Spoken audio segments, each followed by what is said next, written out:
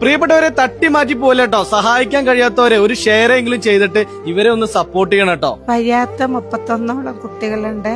അതിലെ 6 പേർക്ക് രക്ഷിതാക്കളുള്ളൂ. മറ്റു കുട്ടികളെല്ലാം രക്ഷിതാക്കളും മരണപ്പെട്ടതും ഇല്ലാത്തതും തെരുവിലൂടെ അലഞ്ഞു നടക്കുന്നതൊക്കെ ആയ കുട്ടികളെയാണ് ഞങ്ങളിവിടെ.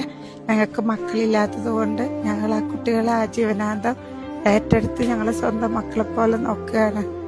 ഈ വീടിന്റെ പരിമിതമായ സൗകര്യത്തിൽ അവരെ നിലനിർത്താൻ പറ്റാത്ത അവസ്ഥയിലായിരിക്കുകയാണ്. ഇനി ചെറിയൊരു ഹാളിന്റെ പണിയെങ്കിലും തീർത്ത് അവരെ മാറ്റാൻ താമസിപ്പിക്കാൻ കഴിഞ്ഞിട്ടില്ലെങ്കിൽ സ്ഥാപനം എന്നേക്കുമായി അടച്ചിടേണ്ട അവസ്ഥയിലേക്ക് പോകും. ഫസ്റ്റ് ഫ്ലോറിന്റെ പ്ലംബിങ്, വയറിങ്, നിലത്തെ ടൈൽസ് പണിയൊക്കെ ബാക്കി കിടക്കുകയാണ്. സർക്കാരിന്റെ നിർദ്ദേശപ്രകാരം ഈ ചെറിയ വീട്ടില് 31ഓളം കുട്ടി